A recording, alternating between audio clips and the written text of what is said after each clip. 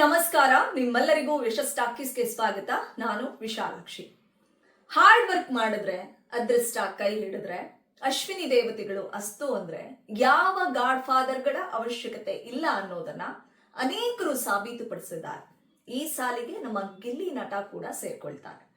So ನಾನಿವತ್ತು ಗಿಲ್ಲಿ ನಟ ಅವರ ಬಗ್ಗೆ ಮಾತಾಡ್ತಿರೋದಕ್ಕೆ ಮೊದಲ ಕಾರಣ ಡೆವಿಲ್ ಸಿನಿಮಾದ ಟ್ರೇಲರ್. ಬಹುಶಃ ನೀವೀಗಾಗಲೇ ಡೆವಿಲ್ ಟ್ರೈಲರ್ ನ ಗಮನಿಸಿರ್ತೀರಿ. ಅಲ್ಲಿ ನಮ್ಮ ಗಿಲ್ಲಿಯ ಮ್ಯಾಜಿಕ್ ಮತ್ತೆ ಝಲಕ್ ನ ಕಂಡು ಉಘೆ ಉಘೆ ಅಂದಿರ್ತೀರಿ, ಹೊಟ್ಟೆ ಹುಣ್ಣಾಗುವಷ್ಟು ನಕ್ಕಿರ್ತೀರಿ. ಯಾಕಂದ್ರೆ ಒಂದು ಡೈಲಾಗ್ ಇದೆ ಗಿಲ್ಲಿದು ಟ್ರೇಲರ್ ನಲ್ಲಿ, ಎಕ್ಸ್ಕ್ಯೂಸ್ ಮೀ ಪಿಸಿ, ಚೂರು ಎಸಿ ಹಾಕಮ್ಮ, ಲಾಟ್ ಆಫ್ ಸೆಕೆ ಅಂತ ಹೇಳಿ ಇಡೀ ಕರ್ನಾಟಕದ ಜನರನ್ನ ನಗೆ ಗಡಲಲ್ಲಿ ತೇರಿಸಿದ್ದಾರೆ. ಹೊಟ್ಟೆ ಹುಣ್ಣಾಗುವಷ್ಟು ಅದೊಂದೇ ಡೈಲಾಗ್ ಮೂಲಕ ಎಲ್ಲರನ್ನ ರಂಜಿಸ್ತಾ ಇದ್ದಾರೆ. ಸೊ ಇದೊಂದು ಡೈಲಾಗ್ ನಿಂದ ಸೊ ಗಿಲ್ಲಿ ಮೇಲಿರತಕ್ಕಂಥ ನಿರೀಕ್ಷೆಯೂ ಕೂಡ ದುಪ್ಪಟ್ಟಾಗ್ತಾ ಇದೆ.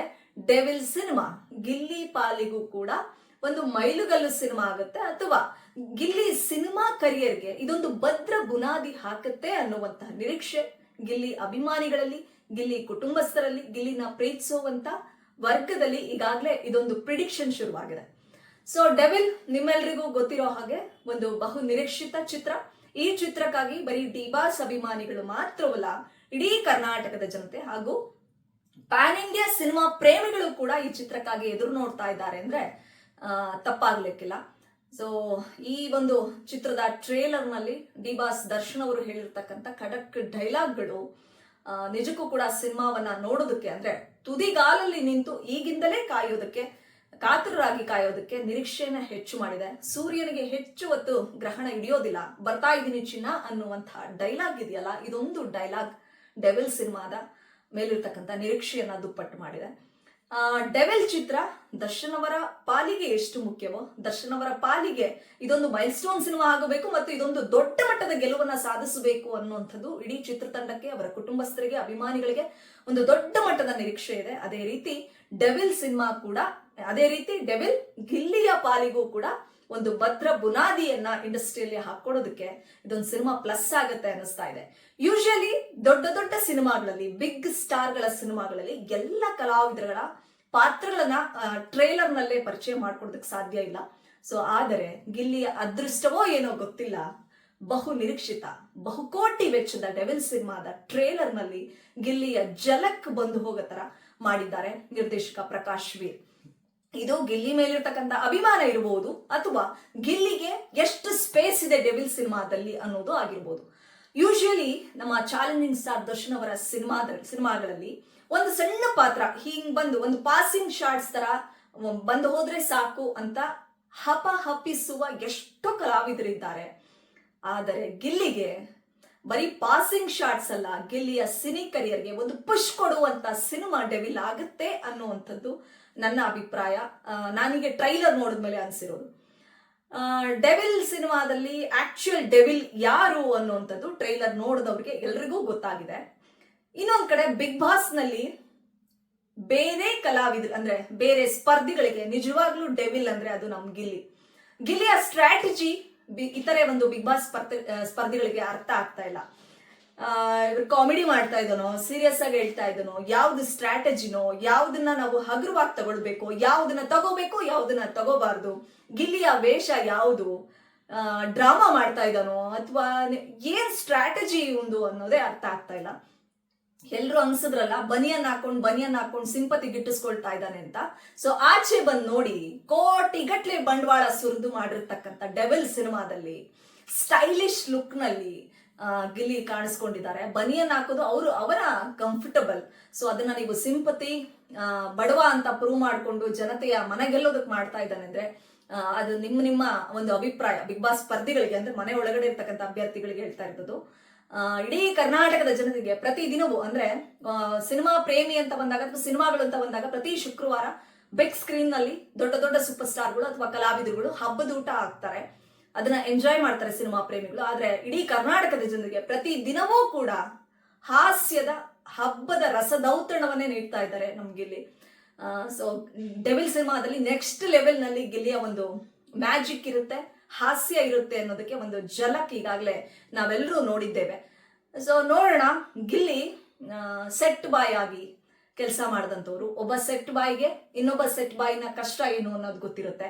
ಗಿಲ್ಲಿನ ಸೆಲೆಕ್ಟ್ ಮಾಡ್ಬೇಕಾದ್ರೆ ಪ್ರಕಾಶ್ ವೀರ್ ಸರ್ ಹೇಳಿದಾಗ ದರ್ಶನ್ ಅವರಿಗೂ ಗಿಲ್ಲಿಯ ಒಂದು ಆಯ್ಕೆ ವಿಚಾರದಲ್ಲಿ ಪ್ರಕಾಶ್ ವೀರ್ ಡಿಸಿಷನ್ ಇರಬಹುದು. ಆದ್ರೆ ಗಿಲ್ಲಿ ತಮ್ಮ ಸಿನಿಮಾದಲ್ಲಿ ಭಾಗವಾಗ್ತಾ ಇದ್ದಾರೆ, ಮಂಡ್ಯ ಮೂಲದ ಮಳವಳ್ಳಿಯ ಹುಡುಗ ಅಂತ ಅಂದಾಗ ದರ್ಶನ್ ಅವ್ರಿಗೂ ಕೂಡ ನಮ್ಮ ಭಾಗದ ಹುಡುಗ ಅನ್ನುವಂತ ಒಂದು ಹೆಮ್ಮೆ ಇದ್ದೇ ಇರುತ್ತೆ. ಗಿಲ್ಲಿ ನಟನನ್ನ ಅಂದ್ರೆ ನಾನು ಮೊದಲಿಗೆ ಹೇಳಿದಾಗೆ ದರ್ಶನ್ ಅವರು ಕೂಡ ಲೈಟ್ ಬಾಯ್ ಆಗಿ ಅಂದ್ರೆ ತಂದೆ ದೊಡ್ಡ ಖಳನಾಯಕರಾಗಿದ್ರು ಕೂಡ ಪ್ರತಿಯೊಂದು ಮೆಟ್ಟಿಲುಗಳನ್ನ ಅಥವಾ ತುಂಬಾ ಕಷ್ಟಗಳನ್ನ ತುಂಬಾ ನೋವುಗಳನ್ನ ಹಂತ ಹಂತವಾಗಿ ಎಲ್ಲವನ್ನ ಫೇಸ್ ಮಾಡ್ಕೊಂಡು ಒಬ್ಬ ಲೈಟ್ ಬಾಯ್ ಆಗಿದ್ದವರು ಬಾಕ್ಸ್ ಆಫೀಸ್ ಸುಲ್ತಾನ್ ಆಗಿದ್ದು ನಿಮ್ಮೆಲ್ರಿಗೂ ಗೊತ್ತಿದೆ. ಅದೇ ರೀತಿ ನಾನೊಬ್ಬ ಕಲಾವಿದನಾಗಬೇಕು, ಇಲ್ಲ ನಿರ್ದೇಶಕನಾಗಬೇಕು, ನಟನಾಗಬೇಕು, ಇಲ್ಲಾಂದ್ರೆ ನಾನೊಬ್ಬ ಡೈರೆಕ್ಟರ್ ಆಗಬೇಕು ಅಂತ ಬ್ಯಾಗಿಗೆ ಬಟ್ಟೆ ತುಂಬಿಕೊಂಡು ಗಿಲ್ಲಿ ಬೆಂಗಳೂರಿಗೆ ಬಂದು ಕಾಮಿಡಿ ಕಿಲಾಡಿಗಳು ವೇದಿಕೆಯಲ್ಲಿ ಅಲ್ಲಿ ಸೆಟ್ ಬಾಯ್ ಆಗಿ ಕೆಲಸ ಮಾಡ್ತಾ ಸೆಟ್ ಅನ್ನ ನಿರ್ಮಿಸುವಾಗ ಮೊಳೆ ಹೊಡಿತಾ ಇದ್ದಂತ ಹುಡುಗ ಗಿಲ್ಲಿ ಅದೇ ಒಂದು ಕಾಮಿಡಿ ಕಿಲಾಡಿಗಳು ವೇದಿಕೆಯಲ್ಲಿ ಸ್ಪರ್ಧಿಯಾಗಿ ಇಡೀ ಕರ್ನಾಟಕದ ಮನೆ ಮಗನಾದ್ರು. ಹಾಸ್ಯದ ರಸದೌತಣವನ್ನ ಬಡಿಸಿ ಕರುನಾಡ ಜನರಿಗೆ ಪ್ರಿಯವಾದ್ರು. ಸೊ ಸೆಟ್ ಬಾಯ್ ಆಗಿದ್ದಂತ ಗಿಲ್ಲಿ ಈಗ ಡೆವಿಲ್ ಸಿನಿಮಾದಲ್ಲಿ ನಟನಾಗಿದ್ದಾರೆ.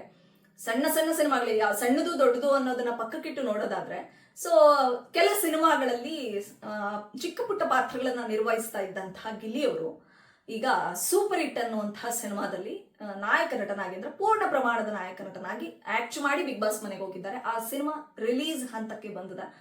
ಸೊ ವಿಜಯ್ ಆನಂದ್ ಅವರು ಡೈರೆಕ್ಟ್ ಮಾಡಿದ್ದಾರೆ. ಸಿನಿಮಾದಲ್ಲಿ ಗೌರವ್ ಶೆಟ್ಟಿ ಮತ್ತು ಗಿಲ್ಲಿ ಇಬ್ರು ಕೂಡ ಲೀಡ್ ರೋಲ್ ನಲ್ಲಿ ಪೂರ್ಣ ಪ್ರಮಾಣದ ನಾಯಕರಾಗಿ ಹೊರಹೊಮ್ಮುತ್ತಿದ್ದಾರೆ.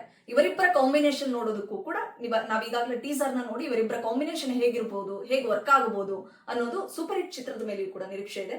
At the same time devil ಸಿನಿಮಾದಲ್ಲಿ ಲೈಟ್ ಬಾಯ್ ಆಗಿ ಬಾಕ್ಸ್ ಆಫೀಸ್ ಸುಲ್ತಾನ್ ಆದಂತಹ ದರ್ಶನ್ ಅವರನ್ನ ನೋಡ್ಲಿಕ್ಕೆ ನಾವು ಎಷ್ಟು ಈಗರ್ಲಿ ವೆಯ್ಟ್ ಮಾಡ್ತಿದ್ದೇವೋ ಹಾಗೆ ಸೆಟ್ ಬಾಯ್ ಆಗಿ ಕಾಮಿಡಿ ಕಿಲಾಡಿಯಾಗಿ ಭರ್ಜರಿ ಬ್ಯಾಚುಲರ್ ಮೂಲಕ ಒಂದು ಎಂಟರ್ಟೈನ್ಮೆಂಟ್ ಕೊಟ್ಟಂತಹ ಗಿಲ್ಲಿ ಈಗ ಬಿಗ್ ಬಾಸ್ ಮನೆಯಲ್ಲಿ ಇತರ ಸ್ಪರ್ಧಿಗಳಿಗೆ ಒಂದ್ ರೀತಿ ಡೆವಿಲ್ ಆಗಿಯೇ ತನ್ನ ಆಟವನ್ನ ಮುಂದುವರಿಸಿದ್ದಾರೆ.